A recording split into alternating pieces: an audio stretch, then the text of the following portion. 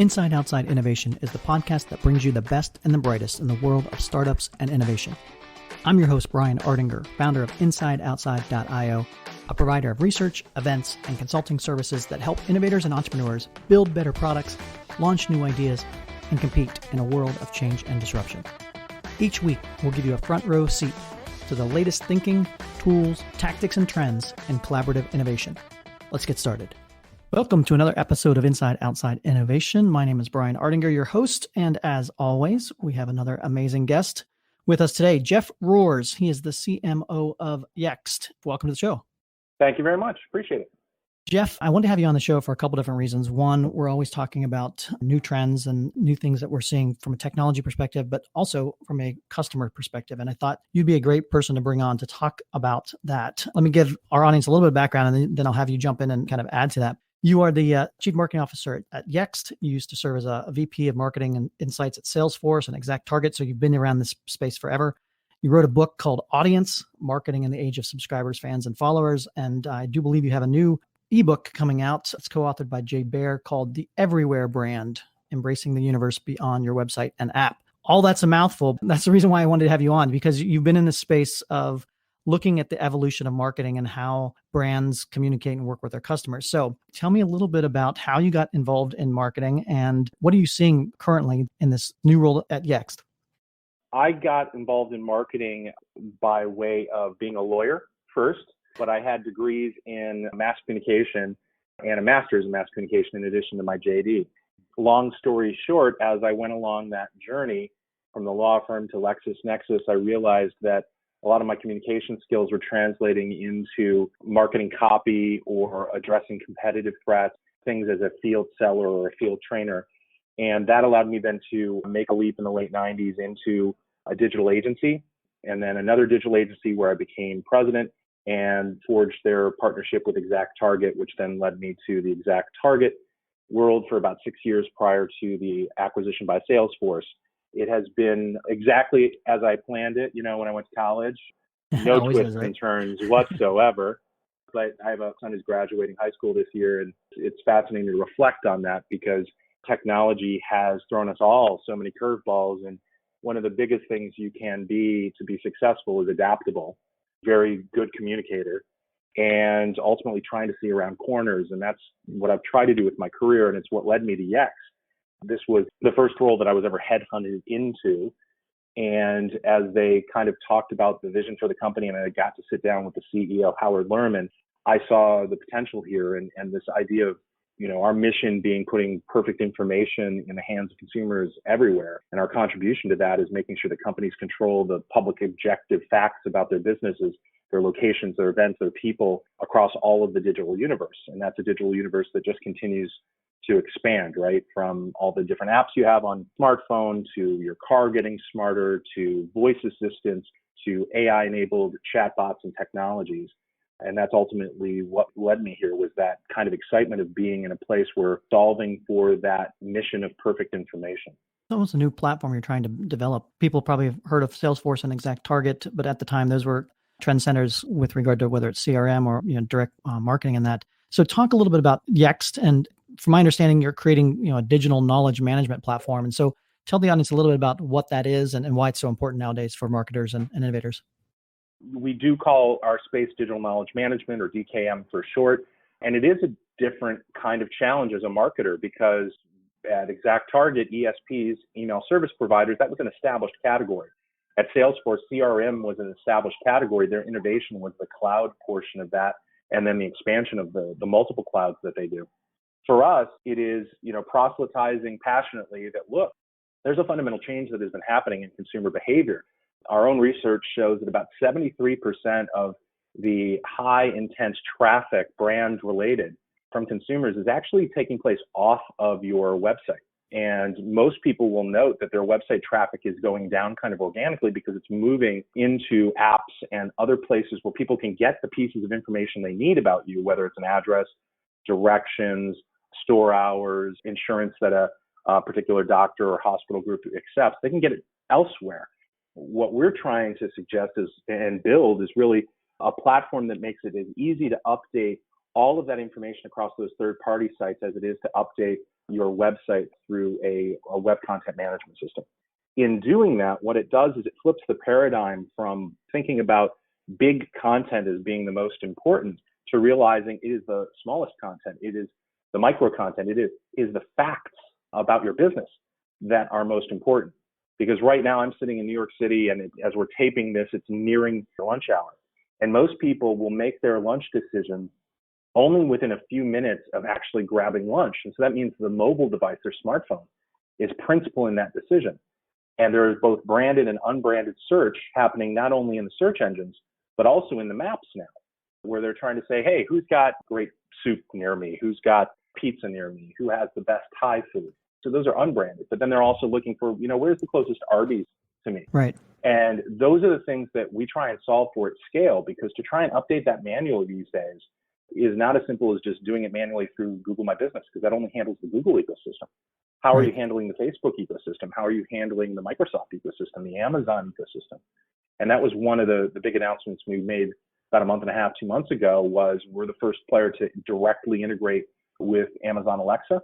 And our customers are able to update name, address, store hours, phone, that type of information across that Alexa universe as well. So we're always trying to push our customers' data into all of the customer endpoints that matter, in the moments that matter, the decision points. And that is a different paradigm than SEO. SEO was, let's wait for things to get crawled. Let's update the website. Let's optimize. Let's try and reverse engineer an algorithm, the black box algorithm. And that served us very, very well. But we've now moved to a place where those services want direct facts from the best source, and they've recognized the business is often the best source for those objective facts. We're up on that soapbox preaching that gospel of digital knowledge management, and we think that it holds a tremendous amount of promise for companies. Oh, absolutely. And it's something that brands are struggling with, this idea of micro experiences. And it used to be where if you're a big brand, you had a couple of different channels to get in front of folks, and you could control those channels to a certain extent, whether it was TV or magazines, et cetera. And now through technology and otherwise, the landscape has just changed. And I imagine it's even changed a lot over the last couple of years, where you mentioned some of the new stuff coming out from whether it's voice or Siri or whatever. How are you as a marketer and as a company kind of keeping up and keeping pace that allows your customers to kind of keep pace with some of these new technologies that are coming out? Well, we have a great strategy team led by Mark Ferentino and a visionary CEO in Howard Lerman. The two of them combined with the product organization do an amazing job of seeing around corners, which again is one of the ways I've guided my career.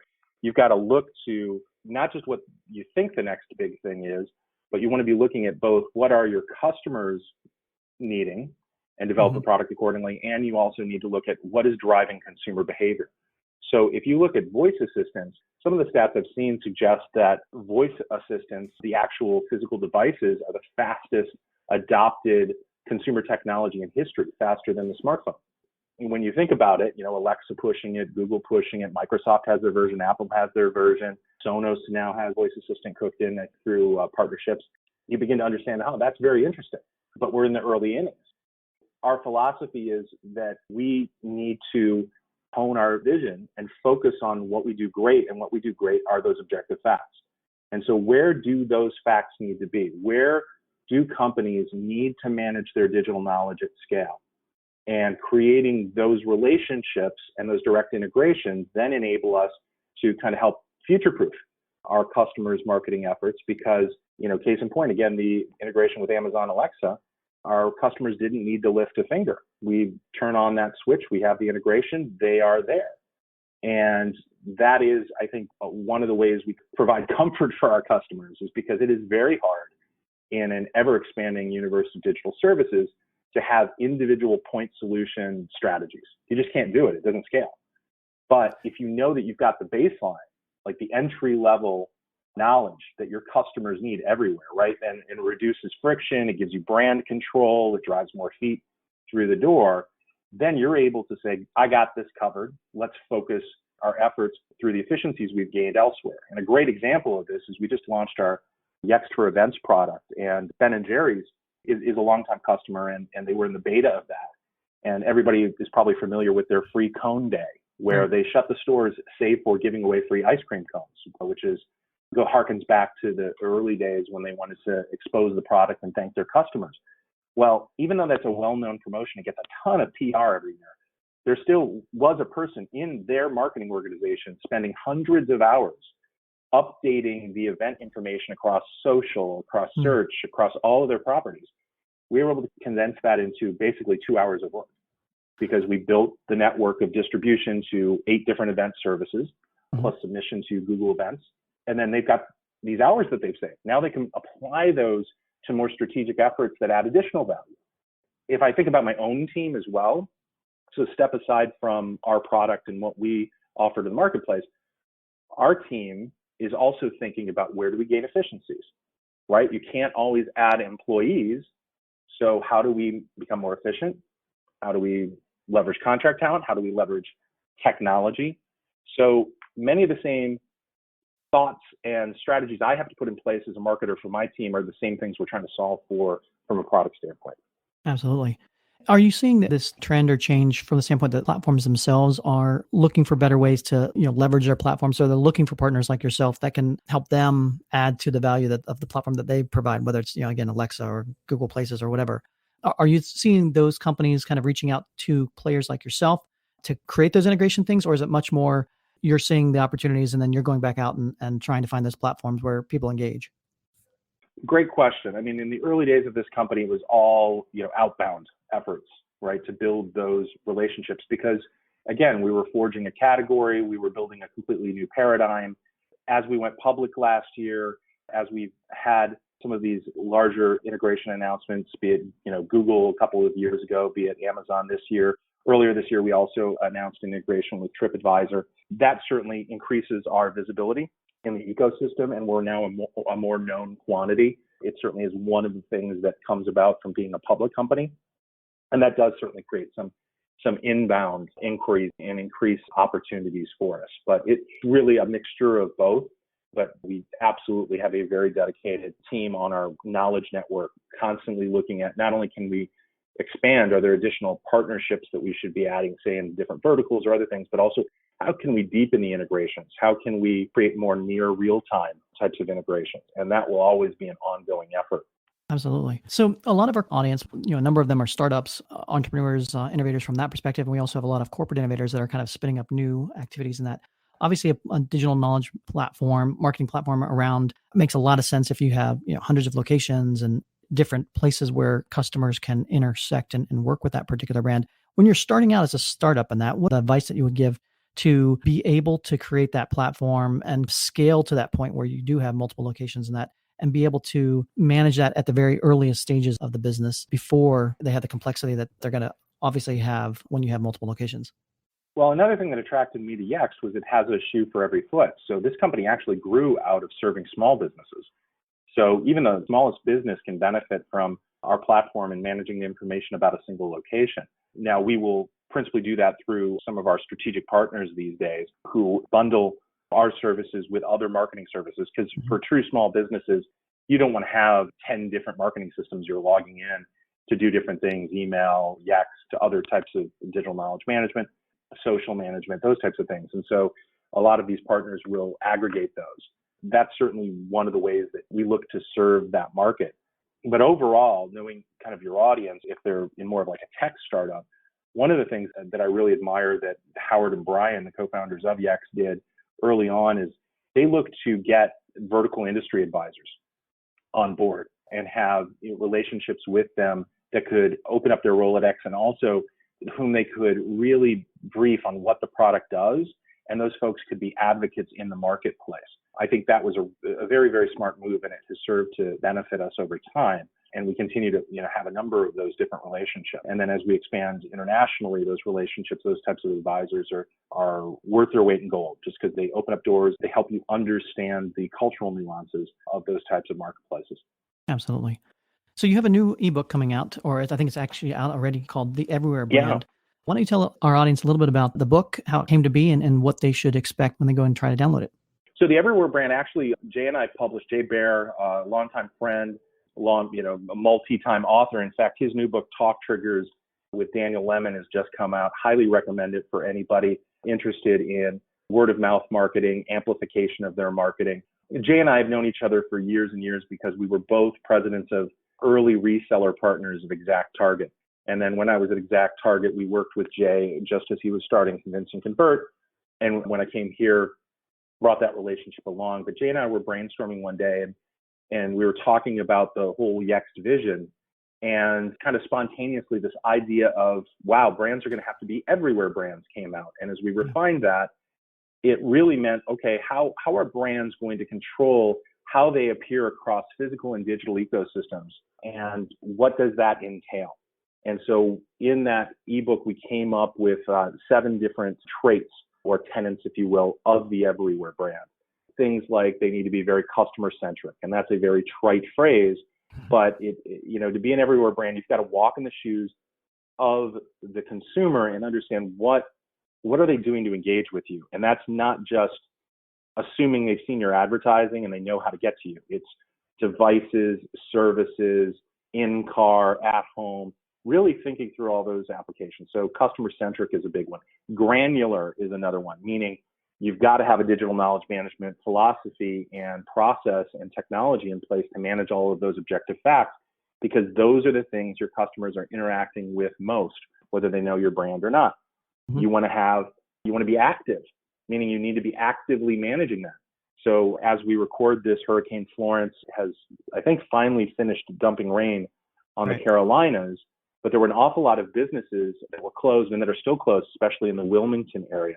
How do you let digital consumers know those are closed, they're not operating on normal hours, and then route them to places where they can get serviced? A couple of years ago, one of our banking customers in the West Coast of Canada was dealing with the tremendous forest fires out there, and they needed to be able to route first responders to ATMs so that they could get cash for lunches and things like that. So that's a piece of it. And without going through all 7, some of the other ones are real-time, innovative. So we really go into the conversation around these traits. And, folks can download that on Yext.com. You can also on YouTube, if you just Google Rohrs, Everywhere Brand, and Onward, which is our annual conference, you'll see Jay and I giving about a 20, 25-minute keynote about the concepts in the Everywhere Brand. But it is, how do you become that brand that is actively managing all of that digital knowledge, all the information about your brand consistently, physically, and across the digital universe, because of just all of the benefits that it gives you and the friction that it eliminates for the consumer. I love it. I'm excited to dig into that particular aspect of it because, we are seeing it through, even from the standpoint of asking customers, what industry is Amazon in, or what industry is, name a company, and realizing that those traditional boundaries are breaking down as well. And a lot of it comes down to you're no longer a retailer. You're no longer a manufacturer. You're a variety of different things to a variety of different people that it's all contextual. So, it's very timely that you say that, because an article just came out today showing that Amazon is the 3rd largest digital ad network now. There you go. Yeah. I mean, that's case in point. Well, I think there's some survey that said that 50-60% of the people would gladly use Amazon as their bank if they offered those particular services. So, how does that come into play? Truly amazing time we're living in that. Given that, what are some of the kind of trends or things that you're kind of excited about digging into or people should be digging into in the next few years? Well, certainly voice is here and it will evolve. Voice is a couple of different things, right? There are voice commands, which is much more like the sci-fi, kind of control the ship type of stuff. And then there is also voice as discovery, trying to find services, products, things around you. That I think will be very interesting. Voice, we have to remember, is just one UI. Right. So, we're used to typing on the computer. We're used to texting on the phone. You now have voice into the phone and the voice assistants in the car. And you also now have visual search as an AI, or the camera on your phone. If you look at Google Lens, or if you download Google Photos and use the Lens feature, it will actually look at a photo and tell you what's in that photo. And if you're in the real world, you can hold up Google Lens and look around, and it'll show you the digital knowledge about that place behind the scenes. So the UIs continue to change. Second piece is the AI. AI is not monolithic. It's not one thing. It's effectively different layers of technology that are seeking to merge content and context for a better experience or a better answer. We already use AI every day. And in fact, I want to say it was Reuters or one of the news services said that about 85% of Americans are actually already using some sort of AI service. I mean, when you use Uber, you're using AI behind the scenes. When you use Google, You're using AI behind the scenes, and you can't control that piece. And so what we like to say is you can't control the UI, you can't control the AI, but you can control the information they know about you. And that's kind of our laser sharp focus. So I encourage people to continually consume the information, the headlines, the things that are happening in the moment, but not let it overwhelm them. I have a few different favorite sources for that. I've been a long time fan of SmartBrief, which is a company that aggregates and does a whole bunch of different newsletters for different industry associations or topics. And so they've got great ones on social media, search marketing. I just saw they did one for the BEV industry, but they literally have hundreds of these newsletters. And I've been a subscriber for, possibly 20 years. And the reason is it allows for that quick headline reading, and I can delve into it. I found out about the Amazon information today from a SmartBrief. eMarketer, similarly, I've been a long time subscriber of eMarketer because I'm skimming the headlines, I'm skimming the data, I'm looking at what are the trends, what are the things, and then I go down the rabbit hole when it interests me, and that's how I discover other sources. And Absolutely. So we don't all have a lot of time, but we all have smartphones. And so when you just get on a few of those trusted sources and you go down the rabbit hole as time permits, you are educating yourself. You're exposing yourself to things that could be of greater interest. So that passion for continual learning, I think, is imperative for marketers today, as is not being afraid of change and being adaptable. Those three skills I actually interview for. I actually want to see that in the people that we bring on board, because if we have those things, I know they can adjust and adapt with the speed of business that a company like ours, while we're out of startup phase and we're public, we are still moving and growing very fast. And so you have to have those skills in order to grow as a professional and rise to the challenges that are presented to you. I wholeheartedly agree. And unfortunately, we are out of time. We talked about time as being one of those core key components to all of this, but I could actually talk hours on these particular topics with you. And I really do appreciate you coming on the show to kind of enlighten our audience a little bit about some of the new trends and that you're seeing. For those of us who want to either connect with you or find out more about Yext, what's the kind of the best way to do that? Our website is yext.com. You can follow us at Yext, and you can connect with me on Twitter. I'm at JKROHRS. Jeff, thank you very much for being on Inside Outside Innovation. Thank you very much for being on the show. Thank you. That's it for another episode of Inside Outside Innovation. If you want to learn more about our team, our content, our services, check out insideoutside.io or follow us on Twitter at the IO Podcast or at Ardinger. Until next time, go out and innovate.